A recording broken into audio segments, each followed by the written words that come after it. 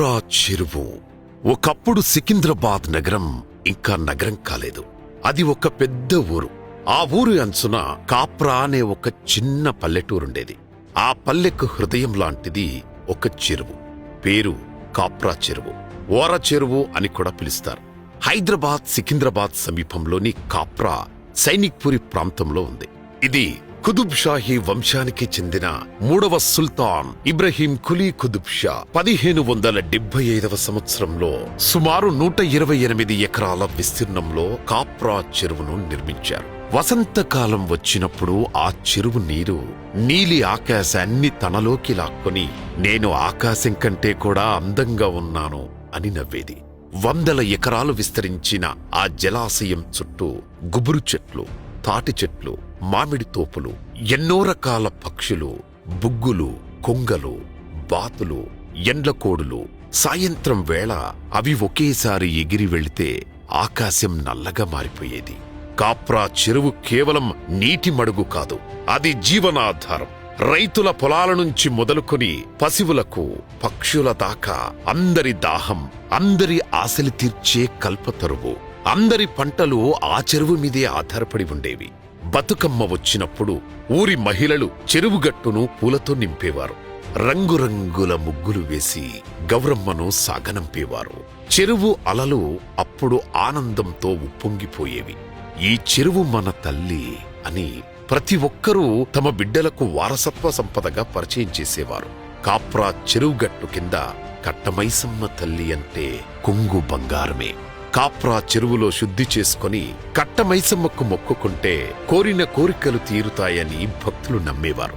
ఎంతో సుదూర తీరాల నుంచి వచ్చి అమ్మవారిని దర్శించుకునేవారు. ఇక్కడ జరిపే పెద్ద పండుగ అదో విశేష సంబురమే.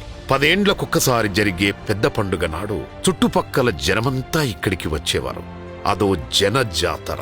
పెద్ద పండుగ నాడు మైసమ్మ తల్లికి దున్నపోతును బలి ఇచ్చి ఆ మాంసాన్ని చుట్టుపక్కల ఊర్ల సరిహద్దుల్లో చల్లేవారు.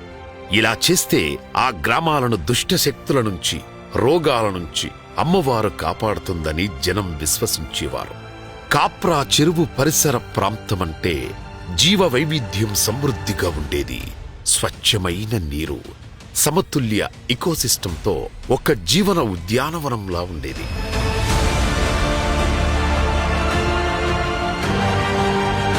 అందుకే సినిమా షూటింగ్లకు కూడా ఇదే ప్రాంతాన్ని ఎంచుకునేవారు. విశ్వవిఖ్యాత నట సార్వభౌమ ఎన్టీఆర్ నటించి నిర్మించిన దానవీర శూరకర్ణ చిత్రంలో కూడా ఇక్కడే కీలక సన్నివేశాలను చిత్రీకరించారు. కురుక్షేత్ర యుద్ధ సన్నివేశాలను ఇదిగో ఇక్కడే షూట్ చేశారు. దుర్యోధనుడు చెరువులో దాక్కునే జలస్తంభన విద్య సన్నివేశం కాప్రా చెరువులోనే చిత్రీకరించారు. అంటే కాప్రా చెరువు వైభోగం ఎంత వైభవోపేతంగా ఉండేదో వేరే చెప్పాలా? కాలం తిరిగింది, నగరం పెరిగింది. కాప్రా పల్లె ఇక పల్లె కాలేదు, అది నగరం యొక్క భాగమైంది. రియల్ ఎస్టేట్ వ్యాపారులు, రాజకీయ నాయకులు, అక్రమ నిర్మాణాలు, వారి కళ్లలో ఆ చెరువు ఇక నీరు కాదు భూమిగా కనిపించింది. మొదట మెల్లగా గట్టుపై కొన్ని ఇళ్లు, తర్వాత రోడ్డు, తర్వాత పెద్ద పెద్ద బహుళ అంతస్తుల భవనాలు. చెరువు ఒక్కొక్క రోజు కుంచుకుపోసాగింది. 128 ఎకరాల నుంచి 60 నుంచి 70 ఎకరాలకే పరిమితమైంది. ఇప్పుడు ఆ ఊరికి వచ్చే యువతకు, పిల్లలకు చెరువు ఆనవాళ్లే కనిపించని పరిస్థితి. మన చెరువెక్కడా అని అడిగితే కన్నీటితో జనాల కళ్ళు తడిబారిపోతాయి. అది ఇంకా ఉందిరా, కాని చనిపోయింది అని చెప్పలేక గుండెలు బరివెక్కి ఆవేదనా భరితమైన సన్నివేశాలు వర్ణనాతీతం.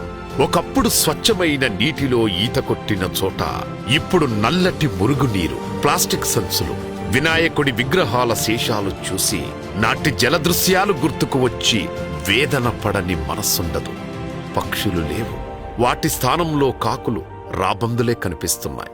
గట్టుమీద ఇళ్ళు, గోడల మీద ఇక్కడ కట్టడాలు నిర్మించవద్దు అని బోర్డులు. కాని ఎవరూ పట్టించుకోవడం లేదు. వర్షం పడితే చుట్టుపక్కల ఇళ్లన్నీ వరదలో మునుగడం సాధారణమయ్యింది. నేను నీకు తల్లిరా, నువ్వు చిన్నప్పుడు నా నీళ్లతోనే స్నానం చేశావు, నా చెట్ల కిందనే ఆడుకున్నావు. ఇప్పుడు నన్ను చంపుతున్నారు. నేను మరణిస్తే నీ పిల్లలు గాలి కోసం, నీరు కోసం ఏడుస్తారు నన్ను కాపాడుకోండిరా అని ఘోషిస్తున్న కాప్రా చెరువు గొంతు విని మెలిపడని హృదయం లేదు. ఇదా అభివృద్ధి అంటే? నిజమైన అభివృద్ధి ఏమిటి? కాంక్రీట్ భవనాలు కట్టడం కాదు. మన పిల్లలు శుద్ధమైన గాలి, నీరు, పచ్చని ప్రకృతి కోసం ఏడవకుండా చూడడం. కాప్రా చెరువు చనిపోతే మనం కూడా చనిపోతాం. ఎందుకంటే మనం ప్రకృతిని చంపితే ప్రకృతి మనల్ని క్షమించదు. ఇది కేవలం ఒక కాప్రా చెరువు కథ కాదు. ఇది మన బతుకు గతి తప్పుతున్నదన్న ప్రకృతి హెచ్చరిక. కాప్రా చెరువుపై కబ్జాదారుల దాడులపై స్థానిక జనం పోరుబాట పట్టారు. పెద్ద గొడవే జరిగింది.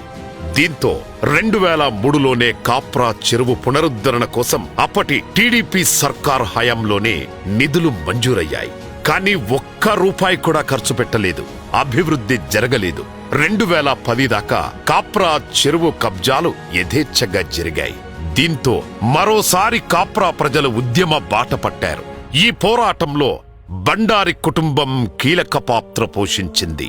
అప్పటి శాసనసభ్యులు బండారు రాజిరెడ్డి గారి పోరాటంతో కాప్రా చెరువు విధ్వంసానికి అడ్డుకట్టపడింది. అప్పటికి ఉన్న చెరువునైనా కాపాడాలన్న దృఢ సంకల్పంతో చెరువు చుట్టూ ఫెన్సింగ్ వేయించారు బండారి రాజిరెడ్డి. చెరువుతో పాటు ప్రభుత్వ భూములను కూడా కాపాడారు.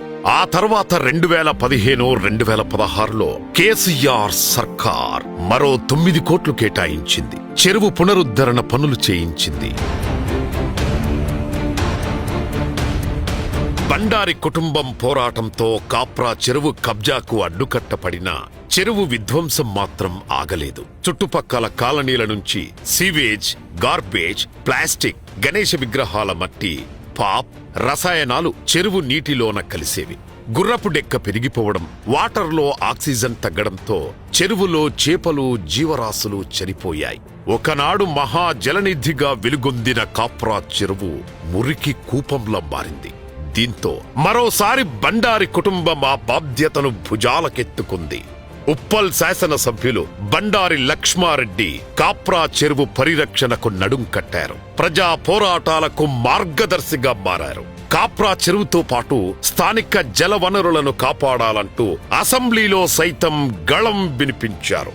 పెరుగుతున్న విష వ్యర్థాలు, కాలుష్యం, దోమలు, అపరిశుభ్రతపై ప్రభుత్వాన్ని నిలదీశారు. అతను స్థానిక ప్రజాప్రతినిధిగా చెరువు అభివృద్ధి, beautification, desilting, encroachment removal, Storm water inlets తెరవడం, ఫెన్సింగ్, వాకింగ్ ట్రాక్ వంటి పనులకు నిధుల కోసం పోరాటం చేశారు. ప్రభుత్వ పెద్దలను కలిశారు. అధికారులకు పరిస్థితిని వివరించి పరిష్కారం కోసం విజ్ఞప్తులు చేశారు. హైడ్రా కమిషనర్ ఏవి రంగనాథ్ గారిని కలిసి కాప్రా చెరువు పరివాహక దుస్థితిని వివరించారు. కాప్రా చెరువు అభివృద్ధి మరియు సుందరీకరణ కోసం 35 కోట్ల భారీ నిధులు సాధించారు. లక్ష్మారెడ్డి గారు ముఖ్యమంత్రి వర్యులు రేవంత్ రెడ్డి గారికి హృదయపూర్వక కృతజ్ఞతలు తెలిపారు. హైడ్రా జీహెచ్ఎంసీతో సమన్వయం చేసి కాప్రా చెరువు సుందరీకరణ పనులకు శ్రీకారం చుట్టారు. ఇవి హైడ్రా ఫేజ్ 2 లేక్ రిజివినేషన్ కింది భాగం.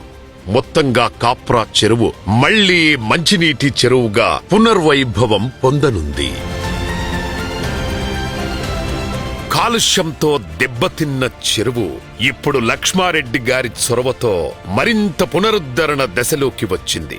ఒక నాయకుడి నిరంతర కృషి, ప్రజా అధికారుల సహకారం ఎంత ముఖ్యమో చూపే ఉదాహరణ. పనులు పూర్తయితే చెరువు మళ్లీ స్వచ్ఛమైన నీరు, పచ్చదనం, పక్షులతో నిండి స్థానికుల జీవనాధారంగా మారుతుంది. కాప్రా చెరువు చరిత్ర, వర్తమానం, రేపటి భవిష్యత్ తెలంగాణ తరాలకు ఒక జల దిక్సూచిగా మారనుంది. ఊరుకు తల్లిలాంటి చెరువులను ఎందుకు, ఎలా కాపాడుకోవాలో ఒక మార్గదర్శిగా నిలవనుంది. ప్రకృతి ధ్వంసం మన చేతుల్లోనే జరిగింది, దాన్ని పునరుద్ధరించడం కూడా మన చేతుల్లోనే ఉంది అని కాప్రా చెరువు జల గళగళలతో ఘోషిస్తున్నది. ఒక కుటుంబం ప్రారంభించిన మార్పు సమాజాన్ని మార్చగలదు అనేందుకు బండారి కుటుంబం ఉదాహరణ. ఇప్పుడు హైడ్రా, జీహెచ్ఎంసీ పనులు, కమ్యూనిటీ డ్రైవ్స్ తో చెరువు నెమ్మదిగా తిరిగి సజీవమవుతోంది. పక్షులు, జీవులు అన్నీ తిరిగి వస్తున్నాయి. ఇది హైదరాబాదుకు మాత్రమే కాదు, ప్రపంచానికి సందేశం. నీళ్లు ఉంటే జీవం ఉంటుంది, ప్రకృతిని కాపాడితే అది మనల్ని కాపాడుతుంది. కాప్రా చెరువు పునరుద్ధరణ ఒక విజయ గాథ అవుతుంది. ఆ రోజు దూరంగా లేదు, మన కృషితో వస్తుంది. జై ప్రకృతి, జై తెలంగాణ.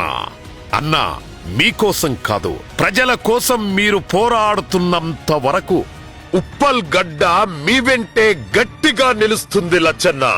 ఈ సేవా మార్గంలో నిరంతరం ముందుకు దూసుకెళ్తున్న మీకు ఉప్పల్ నియోజకవర్గ ప్రజలందరూ గర్వంగా సలాం కొడుతున్నారు లచ్చన్న.